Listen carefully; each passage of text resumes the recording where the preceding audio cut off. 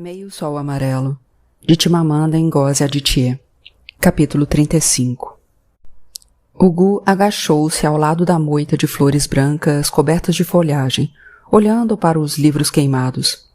Eles tinham sido empilhados antes de serem incendiados, de modo que escavou com as mãos para ver se as chamas haviam deixado alguma coisa intacta no fundo.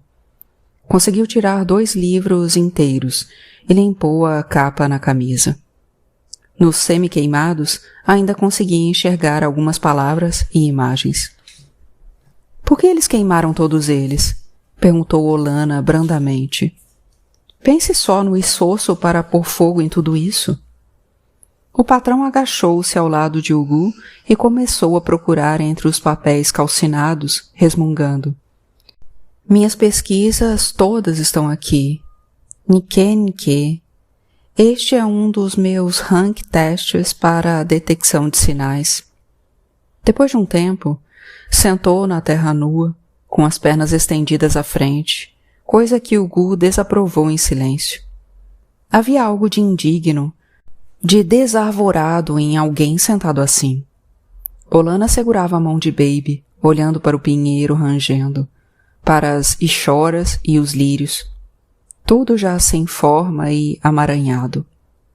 A própria rua Odin estava sem forma, emaranhada, com ambos os lados enredados em densas moitas. Até mesmo os blindados nigerianos, abandonados no fim da rua, tinham um capim crescendo nos pneus. O Gu foi o primeiro a entrar. Olana e Baby foram atrás. Havia teias leitosas de aranha penduradas pela sala. Ele olhou para cima e viu uma enorme aranha negra movendo-se devagar por sua rede, como se não importasse com a presença deles, ainda confiante de que aquela casa era sua. Os sofás, as cortinas, o tapete, as estantes tinham sumido. Até as vidraças haviam desaparecido, deixando grandes buracos nas janelas, por onde os ventos secos do armatão tinham soprado tanto pó que as paredes estavam agora de um marrom uniforme. Os grãos de poeira vagavam feito fantasmas na sala vazia. Na cozinha, apenas o pesado pilão de madeira fora deixado para trás. No corredor, o Gu apanhou um frasco coberto de pó do chão. Ao erguê-lo até o nariz, sentiu o cheiro de coco, o perfume de Olana. Baby começou a chorar quando entraram no banheiro. As pilhas de fezes na banheira estavam secas, nacos obscenos que lembravam pedras. Páginas tinham sido arrancadas da revista Drum e usadas como papel higiênico, e as manchas cascudas besuntavam as letras. Estavam espalhadas pelo chão.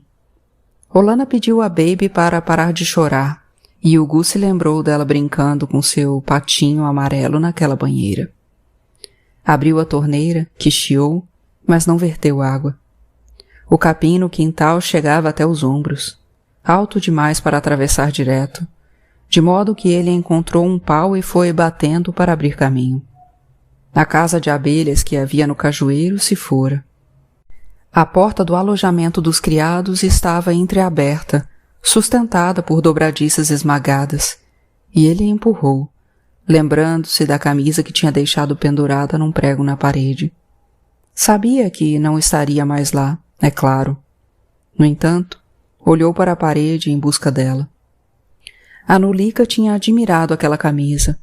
Estava emocionado e assustado porque, dali a algumas horas, iria ver a Nulika, porque, daqui a pouco, iria finalmente voltar para casa. Não se permitia pensar em quem estava vivo e em quem morrera. Apanhou coisas do chão imundo, uma arma enferrujada e um exemplar inchado e meio comido da Socialist Review. Jogou de novo no chão e, no eco que reverberou pelo quarto, alguma coisa, quem sabe um rato, passou correndo. Ele queria limpar, queria esfregar feito um doido, porém receava que isso não fosse mudar nada. Talvez a casa estivesse conspurcada nas próprias fundações e o cheiro ressequido de algo morto, havia muito tempo, continuaria impregnando os aposentos. O barulho dos ratos continuaria ressoando no forro. O patrão encontrou uma vassoura e varreu ele mesmo o escritório, deixando uma pilha de cocô de lagarto e poeira do outro lado da porta. O Gu olhou para o escritório e viu o patrão sentado na única cadeira que sobrara. Uma que estava com uma perna quebrada e que ele encostara na parede para manter o equilíbrio. Estava curvado sobre papéis e pastas semi-queimados. O Gu cutucou as fezes no banheiro com um pau, resmungando pragas contra os vândalos e todos os seus descendentes. Já havia lavado a banheira quando Olana lhe pediu para deixar a limpeza para depois da visita à família. O Gu ficou imóvel quando Shioki, a segunda mulher de seu pai, atirava areia nele. — Você é real, Gu? Perguntou ela. — É real? Ela se curvava, apanhava punhados de areia e jogava sobre ele em movimentos rápidos, e a areia caía em seus ombros, braços, barriga. Por fim ela parou e o abraçou. Ele não tinha desaparecido, não era um espírito. Vieram outras pessoas abraçá-lo, esfregar seu corpo para acreditar na sua existência, como se a areia não tivesse provado a eles que não era um espírito. Algumas mulheres choravam. O Gu examinou as fisionomias em volta, todas bem mais magras, todas com uma profunda exaustão impressa na pele, até mesmo as crianças. Porém, era a Anulika a que mais parecia mudada. Seu rosto estava coberto de cravos e espinhas, e ela não olhou nos olhos do irmão, quando disse, em lágrimas, Você não morreu, você não morreu. Ficou espantado de ver que a irmã, que achava ser linda, não era mais. Era uma estranha, feia e vesga de um olho. Me disseram que meu filho tinha morrido, disse o pai, pegando-o pelo ombro. Onde está a mama? Perguntou. Antes que o pai falasse, o Gu já sabia. Soube no momento em que Shioki saiu para recebê-lo. Devia ter sido sua mãe. Ela teria pressentido sua presença e ido até o bosque de Ubis. Sua mãe não está mais conosco, disse o pai. Lágrimas quentes encheram os olhos de Gu. Deus nunca vai perdoá-los. Cuidado com o que você diz. O pai olhou em volta, receoso, embora ele e o Gu estivessem sozinhos. Não foram os vândalos. Ela morreu de tosse. Deixa eu mostrar onde está enterrada. O túmulo não tinha nome. Um pé de inhame, de um verde vivo, crescia no local. Quando? Perguntou o Gu. Quando ela morreu? Parecia surreal perguntar quando ela morreu, sobre a própria mãe. E não tinha importância a data em que ela tinha morrido. Com o pai falando palavras que não faziam sentido, o Gu caiu de joelhos, pôs a testa no chão e cobriu a cabeça com as mãos, como se para se proteger de algo que despencaria lá do alto, como se essa fosse a única posição possível para absorver a morte da mãe. O pai o deixou e voltou para sua cabana. Mais tarde, o Gu sentou-se com a Anulika sob uma árvore de fruta-pão. Como foi que mama morreu? De tosse. Ela não respondeu nenhuma outra de suas perguntas da forma como ele esperava. Não houve gestos cheios de energia, nenhum comentário aguçado nas respostas. Sim, eles fizeram a cerimônia do vinho pouco antes de os vândalos ocuparem a aldeia. Onieka estava bem. Tinha ido para a fazenda. Não tinha filhos ainda. Ela desviava a vista o tempo todo, como se não se sentisse à vontade sentada ao lado dele. E o Gu se perguntou se, por acaso, não havia imaginado o jeito fácil como se comunicavam antes. Ela parecia aliviada quando ouviu o chamado de Shioki. Levantou rápido e foi embora. O Gu observava as crianças correndo em volta da árvore de fruta-pão, com provocações e berros, quando Nessinati chegou com uma criança nos quadris e olhos faiscantes. Ela não estava nem um pouco mudada. Ao contrário dos outros, não parecia mais magra. Seus seios estavam um pouco maiores, porém, e empurravam o tecido da blusa. Ela o abraçou apertado. O bebê gritou. Eu sabia que você não tinha morrido, disse ela. Eu sabia que seu Chi estava bem acordado. O Gu tocou no rosto da criança. Você se casou durante a guerra? Não, casei não. Transferi o bebê para o outro quadril. Eu morei com um soldado alçá. Com um vândalo? Isso era algo inconcebível para o Gu. Nessinati fez que sim com a cabeça. Eles estavam morando na nossa cidade e ele era bom para mim. Se eu estivesse aqui na época, o que aconteceu com a Nulika jamais teria acontecido. Mas eu tinha viajado até Enugu com ele para comprar algumas coisas. O que aconteceu com a Nulika? Você não sabe? O quê? Eles a estupraram, 5 deles. Nessinati sentou-se e pôs o bebê no colo. O Gu olhou para o céu longínquo. Onde foi? Já faz mais de 1 ano isso. Eu perguntei onde. Ah, a voz de Nessinati tremeu. Perto do regato. Aqui fora? Foi. O Gu curvou-se e pegou uma pedra. Disseram que o primeiro subiu nela. Ela mordeu no braço e arrancou sangue. Eles quase a mataram de pancada. Um dos olhos nunca mais quis abrir direito. Mais tarde, o Gu deu uma volta pelo povoado e, quando chegou ao riacho, lembrou-se da fila de mulheres que iam buscar água pela manhã. Sentou-se numa pedra e soluçou. De volta a Nusuka, o Gu não contou a Olana sobre o estupro da irmã. Ela passava fora quase todo o tempo. Recebia recados e mais recados sobre onde mulheres que se pareciam com Kainene tinham sido vistas e, por isso, foi a Enugu, Onitsha e Benin. Mas sempre voltava cantarolando baixinho.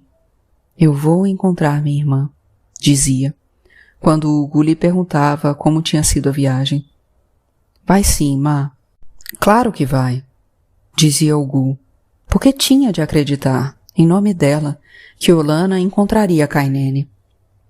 Ele limpava a casa, ia ao mercado, visitava a Praça da Liberdade para ver a montanha de livros calcinados que os vândalos tinham tirado da biblioteca e queimado.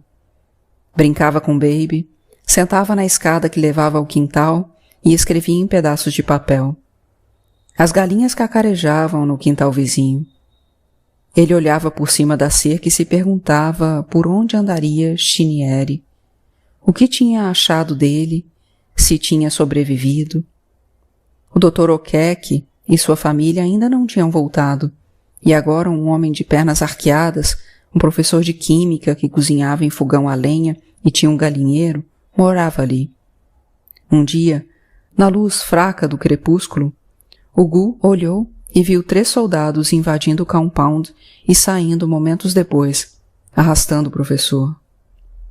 O Gu ouvira dizer que os soldados nigerianos haviam prometido matar 5% de todos os acadêmicos de Nusuka, e ninguém tinha notícias do professor Ezeka desde a sua prisão em Enugu.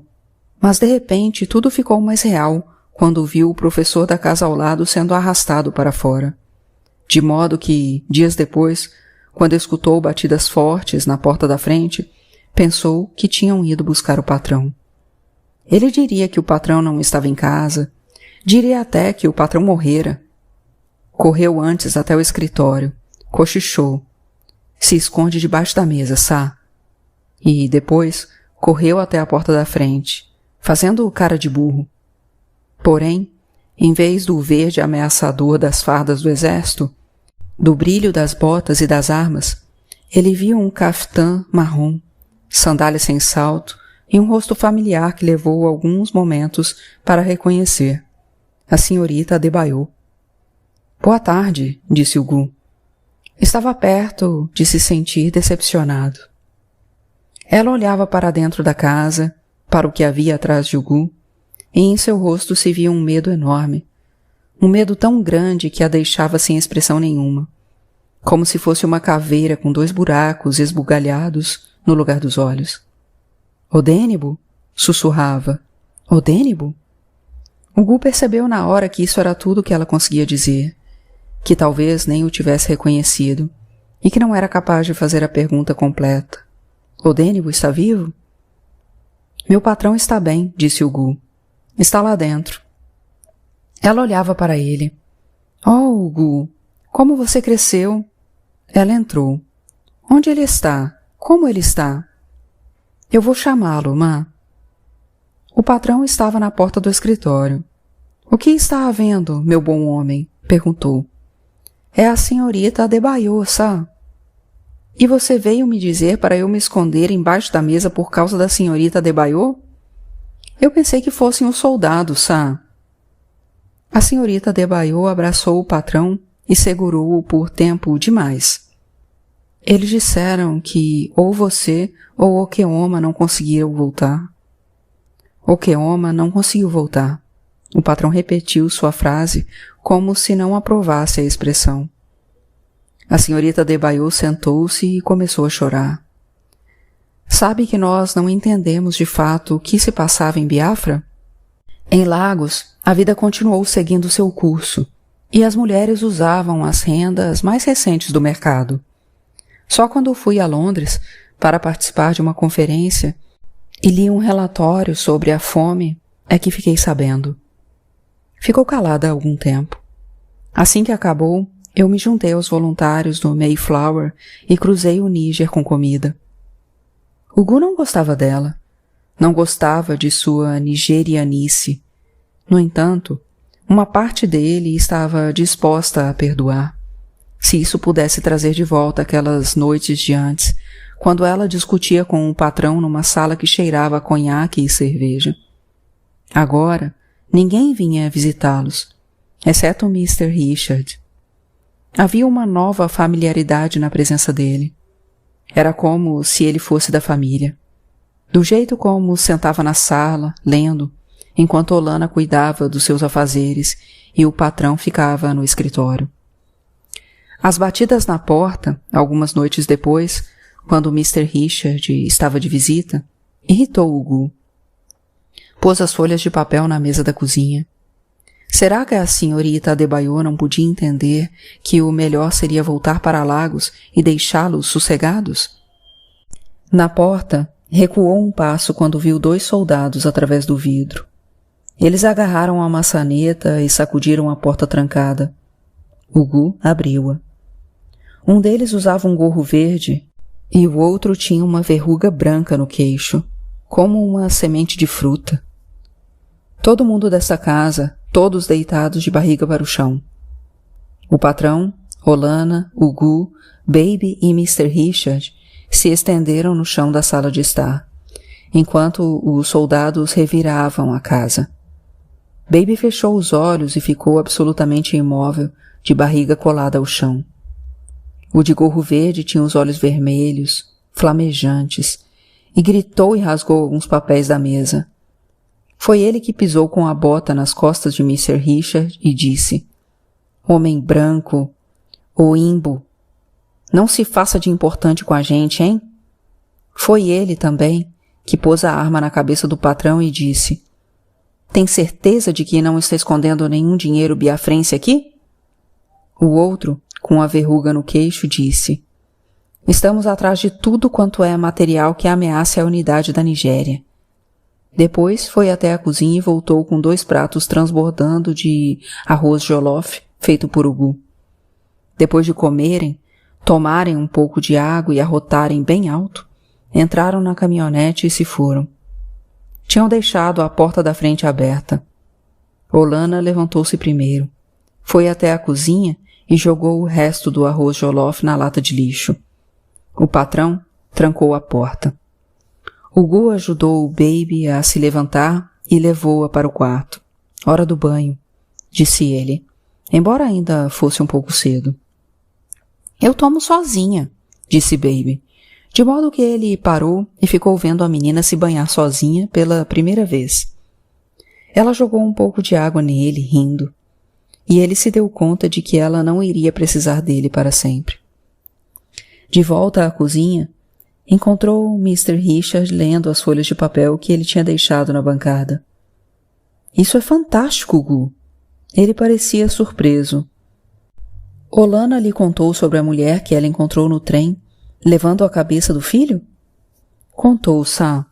Vai fazer parte de um livro grande. Vou levar uma porção de anos para terminar, e vou chamar de Narrativa da Vida de um País. Muito ambicioso, disse Mr. Richard. Bem que eu gostaria de ter aquele livro do Frederick Douglass. Deve ter sido um dos livros que eles queimaram, disse Mr. Richard, balançando a cabeça. Bom, na semana que vem vou para Lagos e vejo se encontro um exemplar para você. Vou ver os pais de Kainene. Mas antes vou a Port Harcourt e Umuaia. Umuaia, Sá? Isso. Mr. Richard não disse mais nada. Nunca falava sobre suas buscas. Se tiver tempo, Sá, por favor, pergunte sobre uma pessoa para mim? É Berete? Um sorriso se abriu no rosto de Ugu antes que ele pudesse recuperar o ar solene outra vez. Ela, Sá? Claro. Ugu deu o nome da família e o endereço, e Mr. Richard anotou. Depois, ficaram ambos calados e Ugu buscou, desajeitadamente, algo para dizer. O senhor ainda está escrevendo aquele seu livro, Sá? Não. O mundo estava calado enquanto nós morríamos. É um bom título. É, de fato é. Saiu de uma frase que o coronel Madu me disse uma vez. Richard calou-se. A guerra não é história para eu contar, na verdade. Ugu concordou de cabeça. Nunca tinha achado que era. Posso lhe dar uma carta para o caso de encontrar Eberete, Sá? Claro. Ugu pegou as folhas de papel na mão de Mr. Richard e, virando-se para fazer o jantar de Baby, cantou bem baixinho.